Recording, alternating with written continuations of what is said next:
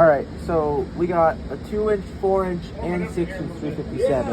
And I got 38s and a 357 in each of them. And we just wanted to see what it was like. Let's go. Try it.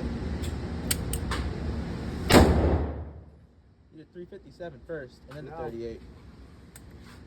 Dummy dum dum. It didn't shoot the first time. Yeah.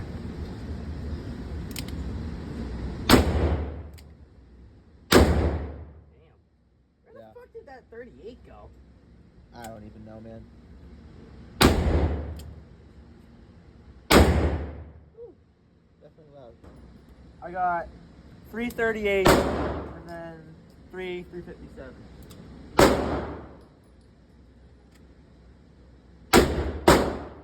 was so anticipating that recoil. It was so bad.